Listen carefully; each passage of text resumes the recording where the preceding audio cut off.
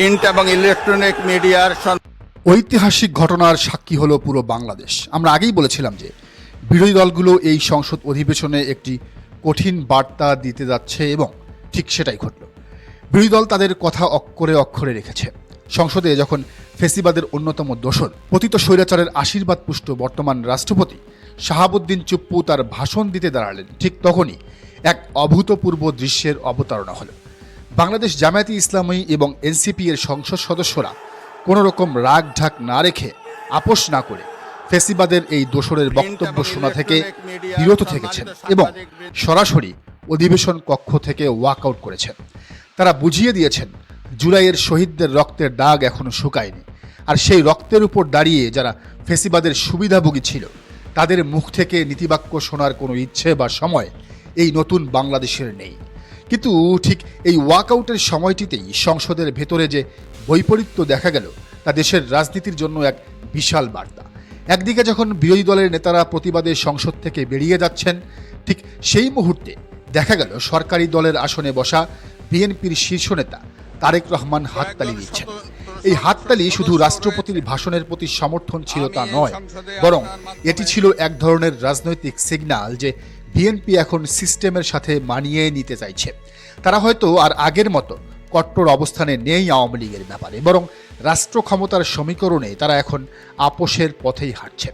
কিন্তু আজকের দিনের চমক বা নাটকীয়তা শুধু এই ওয়াকআউটের মধ্যেই সীমাবদ্ধ ছিল না।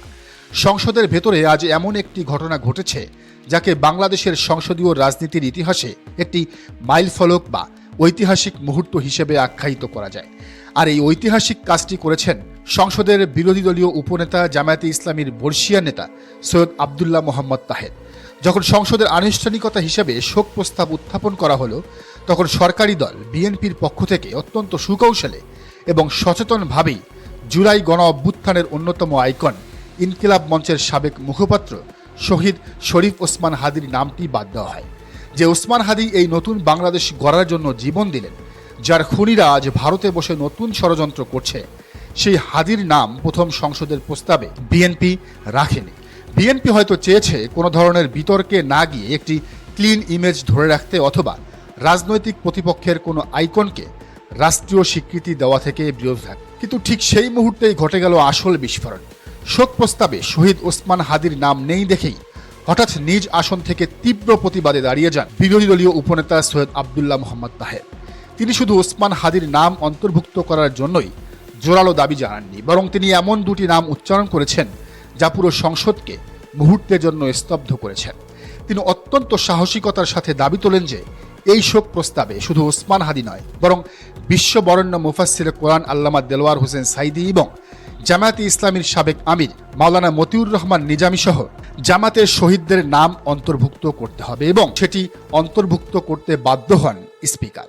দর্শক খেয়াল করেন, এই ছবিটা 24-এর 5 আগস্টের, আর এই ছবিটা আজ 12 মার্চ 2026-এর। আজকের এই দিনটি বাংলাদেশের ইতিহাসে একটি তাৎপর্যপূর্ণ দিন। একটু পেছন ফিরে তাকান, মনে করে দেখুন গত 5ই আগস্টের সেই উত্তাল দিনগুলোর কথা।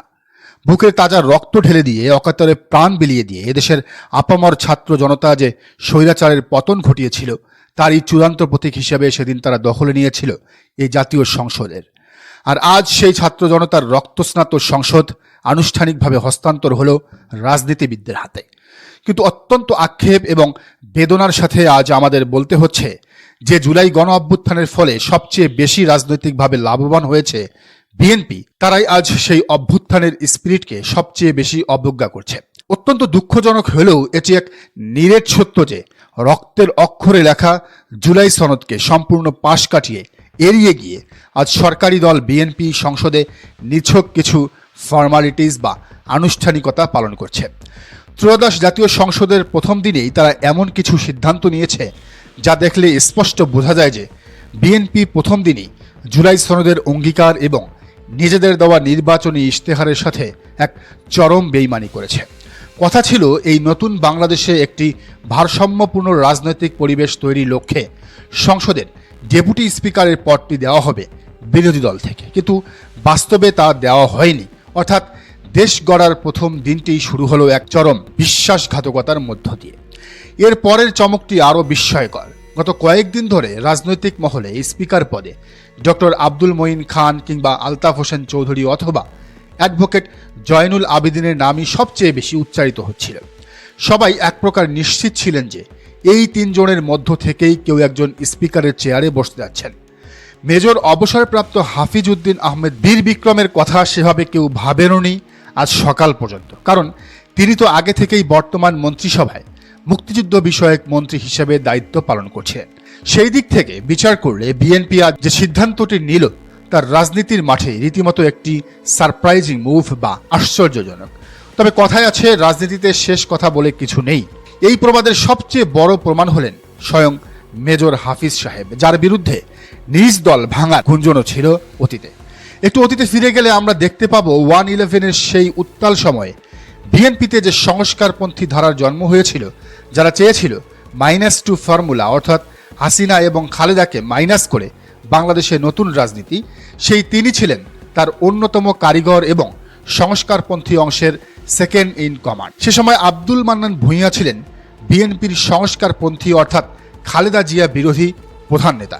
সেই হাফিজ সাহেবই কিনা আজকের এই বিএনপির আমলে এসে জাতীয় সংসদের স্পিকার হয়ে গেলেন, অথচ মাঝে বেশ কয়েক বছর তিনি দলের সর্বোচ্চ ফোরাম থেকে কারণ দর্শানো নোটিশ পেয়ে রাজনীতিতে এক প্রকার নিষ্ক্রিয় হয়ে পড়েছিলেন। দলের হাইকমান্ডের উপর চরম ক্ষোভ প্রকাশ করে দেওয়া তার সে সময়কার অনেকগুলো বিস্ফোরক সাক্ষাৎকার খুঁজলে হয়তো আজও ইউটিউবে পাওয়া যাবে।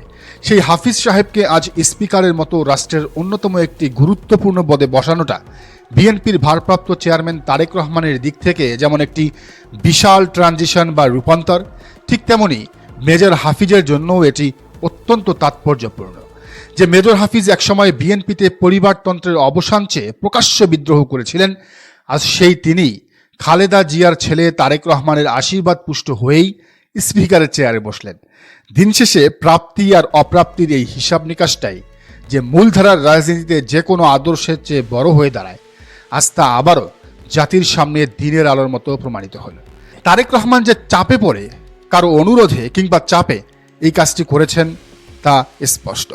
অন্যদিকে ডেপুটি স্পিকার হিসেবে যাকে নিয়োগ দেওয়া হয়েছে সেই অ্যাডভোকেট কায়সার কামালও বর্তমান সরকারের ভূমি প্রতিমন্ত্রী হিসেবে দায়িত্ব পালন করছিলেন। কিন্তু তার এই নিয়োগ জন্ম দিয়েছে এক বিশাল এবং চরম নৈতিক প্রশ্নের। রাজনৈতিক অঙ্গনে এবং সচেতন মহলে একটি গুরুতর অভিযোগ রয়েছে যে এই কায়সার কামালই একজন আইনজীবী হিসেবে শহীদ শরীফ ওসমান হাদির শুটারের আইনি লড়াই লড়েছিলেন এবং তার জামিন করিয়েছিলেন, অর্থাৎ ফয়সালের জামিন করিয়েছিলেন। যে ওসমান হাদি জুলাই বিপ্লবের অন্যতম এক আইকন, যার খুনিরা আজ ভারতের রিমান্ডে, সেই হাদির খুনির আইনজীবীকে যখন নতুন বাংলাদেশের সংসদের ডেপুটি স্পিকার বানানো হয়, তখন জুলাইয়ের কি হতে পারে তা বোধগম্য।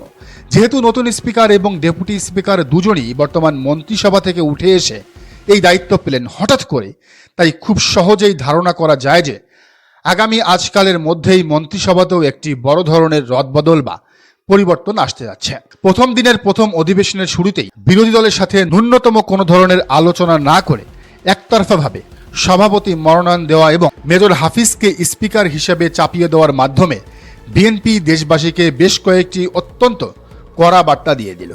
আগামী দিনে এই দেশ এবং এই সংসদ আসলে কিভাবে কার অঙ্গুলি লেহনে চলবে তার একটি সুস্পষ্ট স্বৈরতান্ত্রিক আভাস প্রথম দিনেই পাওয়া গেল। জুলাই পরবর্তী নতুন বাংলাদেশে আমরা সামনের রাজনীতি যতটা ইতিবাচক, অন্তর্ভুক্তিমূলক এবং গণতান্ত্রিক হবে বলে আশা করেছিলাম, বর্তমান পরিস্থিতি দেখে আমাদের ধারণা বাস্তবতা ততটা সুন্দর নাও হতে পারে, বরং জাতির জন্য এই রাজনৈতিক সংকট আগামীতে আরও গভীর হতে পারে। আর এই আশঙ্কার সবচেয়ে বড় কারণ হলো সংসদে বসে সরকারি দলের এই একতরফা এবং আধিপত্যবাদী সিদ্ধান্তগুলোকে বুঝে দূরদর্শী চিন্তা করে যৌক্তিক কাউন্টার দেওয়ার মতো অভিজ্ঞ, প্রজ্ঞাবান এবং বলিষ্ঠ পার্লামেন্টারিয়ান আজ বিরোধী দলগুলোতে নেই, না এনসিপিতে আছে আর না জামায়াতে। এর ফলে সংসদ হয়তো আবারও পরিণত হবে সরকারি দলের একচ্ছত্র স্তুতিবাক্য পাঠের একটি রাবার স্টাম্পে, যা জুলাই গণ অভ্যুত্থানের মূল চেতনার সম্পূর্ণ পরিপন্থী। দর্শক, বিষয়টিকে আপনি কিভাবে দেখছেন জানান মন্তব্যের ঘরে। আর এই চ্যানেলে নতুন হলে অবশ্যই সাবস্ক্রাইব করুন এবং বেল আইকনটি বাজিয়ে রাখুন।